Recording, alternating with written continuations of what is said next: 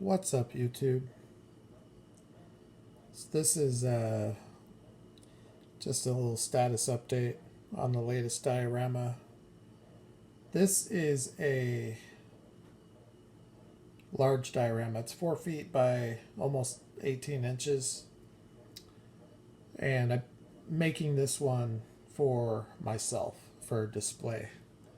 So this is about a third of the diorama here. This will be the last scene that I finish, that I model.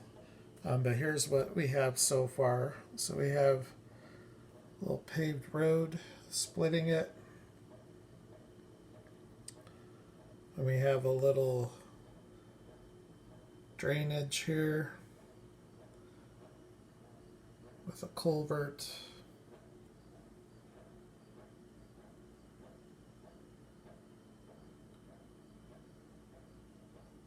And then it just goes up here to this suburban residential street.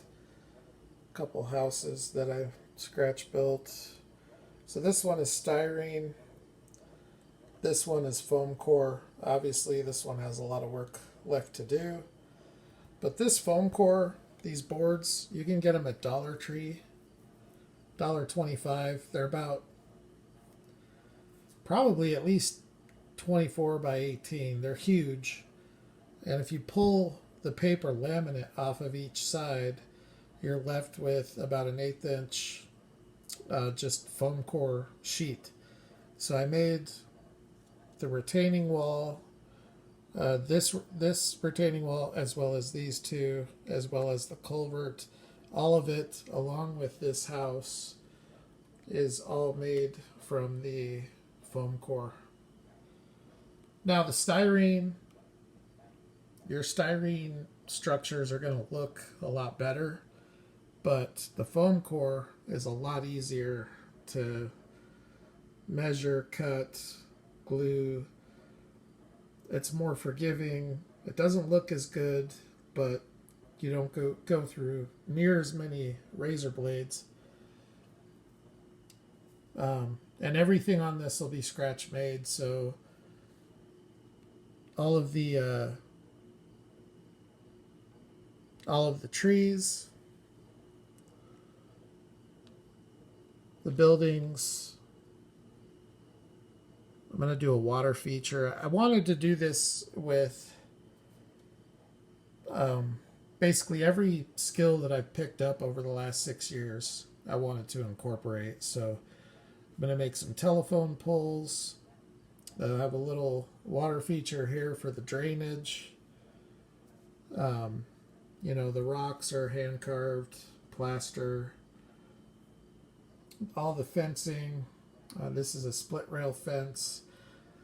I have a huge chain link fence that I made, but I don't know if there's going to be a place for it on this diorama. But I do have to build, or I have to make the fencing for the backyards, for the houses. And I have to do the telephone poles, and then I have to model this scene over here, which is basically going to be a whole other project. But I figured just the way that this one has been coming along, we have a little visitor there, get out of here. The way this one's been coming along on this side, I just figured I would build this side out, and then once this side is done, I'll go back to this side, because this is going to be pretty, I don't know if I want to say simple, but there's not going to be any structures. I don't think there's going to be any fencing or anything like that. So we'll see. Although there is space right here if I wanted to do maybe a convenience store or something like that. The problem is by the time you get a car down here to park, it takes away all the space for the store. And I think that's what a lot of people don't realize with these 1:64 scale dioramas. Just to have a house with a, well, this is a better example. A house with a driveway, a sidewalk, and a street. You need probably about 15 inches. And that doesn't leave you any room for a shoulder or a sidewalk on this side. That's from right here to the end. Because the streets are 4 inches, sidewalks an inch. The driveway, you figure the average 1 to 64 scale car, probably close to 3 inches. So you'd want a half inch on each side. So 4-inch driveway, 1-inch sidewalk, and a 4-inch street. Then you have to factor in your house, the depth of your house. And that's why you might have noticed a lot of the houses that I've done, I don't do them very deep because they don't need to be very deep. I don't even think this truck would fit in the garage. But it doesn't matter because it's just a backdrop, right? So, you know, theoretically, it could just be a three-dimensional front. And they do make those for HO scale layouts. So where I was going with that is, you know, to do these dioramas, they do take up quite a bit of space. And that's why this diorama is 17.5 inches deep.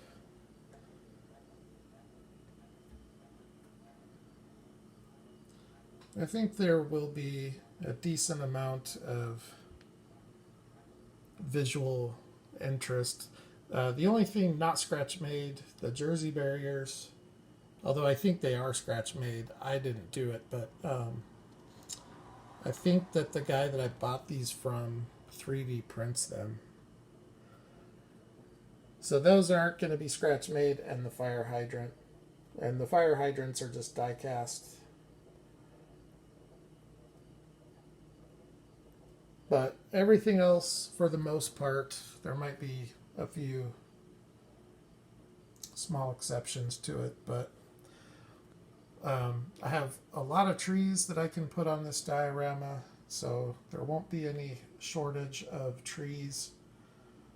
I have some foliage stuff that I can make, which I may not do because I'm actually pretty pleased with how this looks as it is.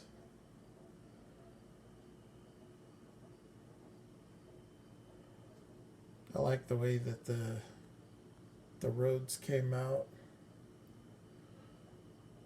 So I think, you know, if I can do this side up and make it look nice, I think it'll complete and complement a really nice diorama. Probably my best diorama that I've done.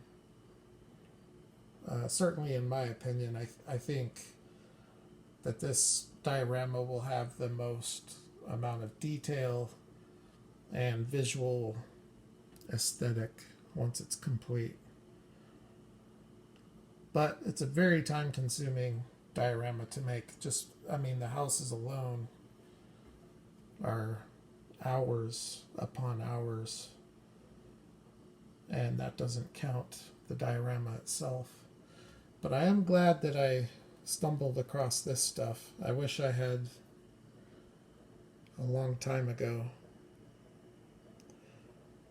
because now I will never make another diorama without some kind of a physical feature, whether it's a retaining wall or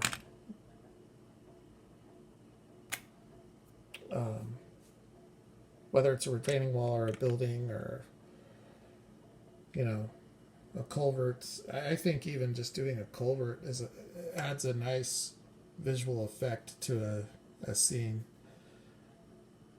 You know, you could do like an underground racing scene in a ditch near a culvert.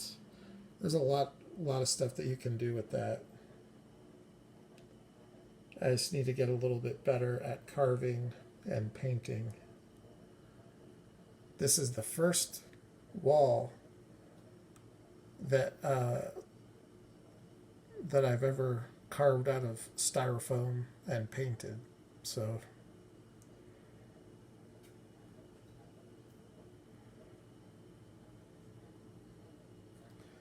and then on the top part, obviously I went higher with the wall than the ledge, because by doing that I saved myself from having to make a railing or a fencing for the top part of the retaining wall. So we just have a little brick wall that runs around the top part of the diorama.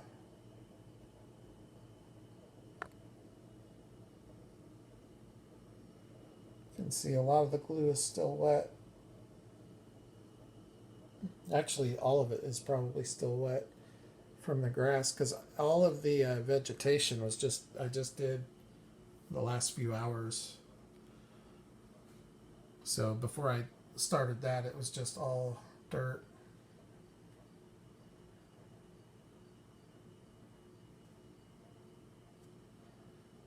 But anyways, there you go. Just wanted to show you. Not sure how many updates I will post on this, but I will for sure do a video once it's complete. Hopefully I'll do it outside if the weather starts cooling off a little bit. And then, but I may crack some cars on it. If I do any diecast reviews, I'll use this. I haven't done one of those in quite a while, but I do have a few cars that I could crack open. So we'll see. Yeah, let's see real quick before I wrap the video up. Okay, so this is the angle from this side, coming down the street.